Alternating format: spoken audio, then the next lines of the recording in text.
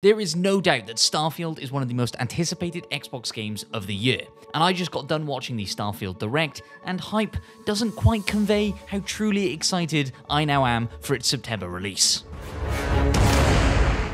We got a little over 30 minutes of new gameplay and details, so here are 8 new things that you should know about Bethesda's new mega sci-fi RPG. First up, you can play Starfield early, 5 days before it officially releases.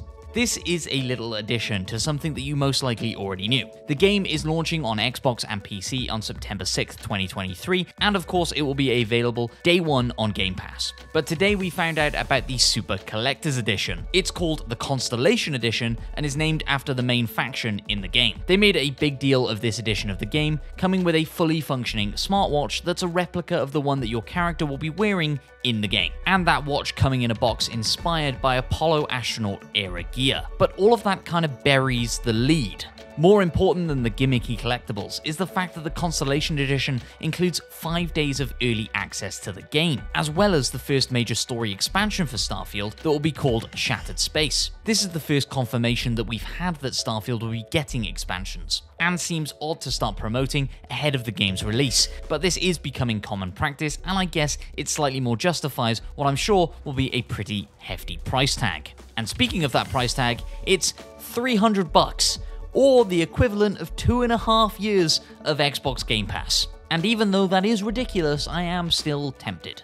If you're absolutely desperate to jump in early and slightly more frugal with your money than I am, then there is also a $100 edition that also comes with that 5 days of early access. Fine, I'll issue you an access card. Next up, an area that I'm particularly excited about, and one that Bethesda spent a lot of time on during the Starfield Direct, it's character customization.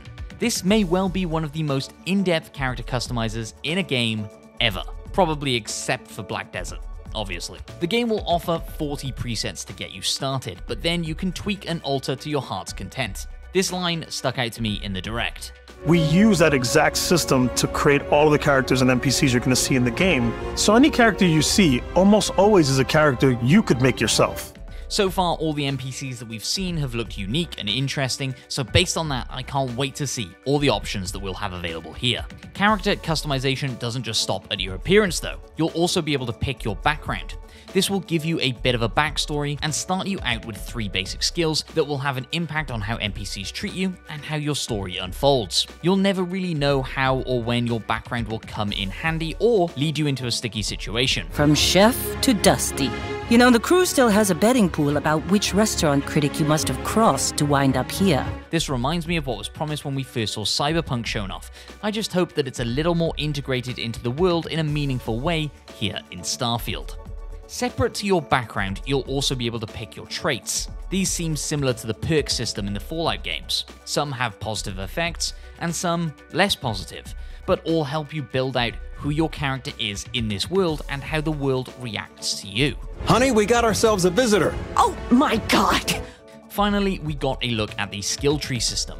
There are 5 different skill trees that include physical, social, combat, science, and tech, each with either 16 or 17 skills within. Once you unlock a skill, you'll get a set of challenges to complete that will reward you by ranking that skill up, making it more powerful in a variety of ways. There aren't many games out there that allow for this much character development and customization. If you're a fan of really role-playing your way through your massive RPGs, then I'm sure you won't be disappointed with all of this. Okay, take it easy. You were out cold. No physical damage. Mentally, the jury's still out. But if you thought that level of customization was a little intense, then you should know that we've really only just scratched the surface. Ship customization looks totally wild. It's worth noting that it looks like you can totally bypass a lot of this stuff by just buying a ship and cracking on, never really worrying about customizing every little detail. But if you're anything like me, you'll probably be spending a lot more time in this shipbuilding screen than you will be shooting space pirates. So it's great to see that we have a lot of options. Every aspect of the ship can be pulled apart and replaced, and this will affect how the ship flies, what missions you can undertake, how you walk around it, and interact with your crew on board. Apparently, with enough time, patience, and creativity, you can basically make your ship look like anything, from animals to whatever the hell this thing is. Let me know in the comments down below which iconic spaceship are you going to attempt to recreate first. Let's see about getting you a proper ship. one worthy of you. Next up, we learn all about companions. It seems like most NPCs are built on the same foundations as your player character, and that's especially true with your companions. They all have strengths and weaknesses, and their skills will let you know which jobs that they should be assigned to, so they are the most helpful they can be to your ship or outposts. Most companions will have their own quest lines and be romanceable as well. I don't know that I've ever really loved anyone except you. It seems that not all companions will be as fleshed out as each other.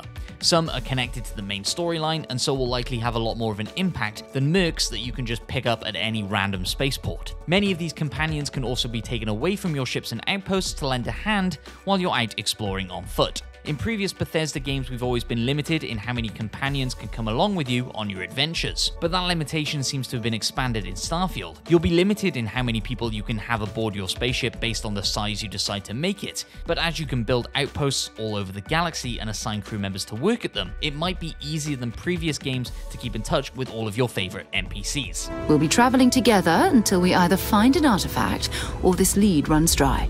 And speaking of those outposts, let's chat about my least favorite part of Bethesda games: base building. Okay, maybe that's a little harsh, but I did everything I possibly could to avoid the base management aspects of Fallout 4. But after seeing some of the improvements they've made to the mechanics here in Starfield, I am at least willing to give it a go. The major improvement, it seems like, is the addition of this fly cam system, allowing you to base build from a top-down view instead of having to do everything from the perspective of your character, which always felt fiddly at best. I'm sure that we're all hoping and praying that we aren't going to get constant phone calls and text messages from the crew that we leave at these bases complaining about the local wildlife, or that they're running out of resources, or that they're just a little bit lonely. But honestly, that's kind of exactly what I'm expecting. I was watching the showcase along with Josh and heard on several occasions, "Oh, that's just like Elite Dangerous." So here's Josh to give you a quick rundown of everything that he saw that he thinks is inspired by, or straight up lifted from, Elite Dangerous. My favorite hyper-specific game genre is games where you just live and fly around and vibe in space with your own ship. Games like Star Citizen, but particularly No Man's Sky or Elite Dangerous. And whilst there are definitely similarities to the first two games here, I noticed a lot of specific direct similarities to Elite that I thought were worth mentioning. First, on a more tenuous note, a lot of the ship designs, environment designs, and UI UX designs definitely share a lot of the same design philosophies. And speaking of UI UX, check out the look of this map. It's a near identical star map, and once you travel to a base using it, just like in Elite, you get informed that your cargo's being scanned, and then once you land on that planet and start customizing your ship, a lot of the parts are the same, albeit the customization is way deeper in Starfield, but some of those weapon names are near identical to the weapon names in Elite. Finally though, the biggest and most obvious comparison is a mechanic directly taken verbatim from Elite: the power management system. It just looks exactly the same, it controls exactly the same, it even has a lot of the same effects on the gameplay, but much like customization, it looks like there's actually a bit more depth here. So, I don't know, what do you think? In any case, back to the main video. Now, one aspect of the game that has "too good to be true" written all over it is just how expansive it all is. 1,000 planets to explore. How is that even possible? I'm sure that we're all having the same flashbacks to the pre-release showings of No Man's Sky, and I'm worried that we're heading in the same direction here. This clip from Todd Howard on the Lex Friedman podcast did a good job of explaining how textures and terrain are built for each of the planets. And so we did find a way, we came up with a way, had prototyped of building tiles, like large tiles of landscape, the way we would usually build them. We kind of generate them offline, hand do some things, and end up with these very realistic looking tiles of landscape, and then built a system that wraps those around a planet and blends them all together. And we had pretty successful results with that. So we thought, yeah, we could do this. And so there was a big design kind of problem to solve in terms of, well, what's fun about landing on a planet where there's potentially nothing? But it's important to note that some of these planets are procedurally generated. While we will all have the same main cities and planets to explore, and we will all have the same planets in the same locations to travel to, You know what's cool about this whole system, that we generate the planet itself as a procedural content, but the handcrafted content itself comes as the player explore. Our system builds a planet as the player approaches it. After that, we have the system that adds interesting locations for the player to explore, creatures to encounter, ore and plants to pick up. Meaning the points of interest, resources to collect, and stories to uncover might be different for all of us. It's unclear exactly how different or random these changes will be, and this is one of those aspects that we'll just have to wait and find out more about when we get our hands on the game ourselves on September 6th. Or I guess if you're dropping $300 on that snazzy new smartwatch, September 1st. One aspect of all of this that really did blow me away is the way that these stars and planets affect one another. When you're on a planet, the day and night cycle is determined by the sun in that planet's system, taking into account the distance it is away from the sun and where on that planet's surface you are. And we finish on an aspect that looks to me most improved from previous Bethesda first-person shooters: the combat. Let's face it, it's never felt great to fire a gun in Fallout. Hell, that's why the game encourages you to freeze time and just select the part of the super mutant that you want to blow off with VATS. But in Starfield, we don't get VATS, and yet the gunplay looks way more fluid and exciting than I expected. With new ways to maneuver like jetpack flying around and gravity manipulation, coupled with improved weapon customization and variety, it looks like we are in for a real treat regardless of how you decide to dispatch your enemies. You can craft weapons and mods to suit your playstyle, and even going stealthy is an option. I'm slightly skeptical on this too though. Bethesda games aren't exactly super well known for having consistent AI when it comes to stealth, so again, we'll have to wait and see to see how feasible this actually ends up being. But it's nice to know that if it all goes to hell, I can default to the old trusty shotgun and grenades.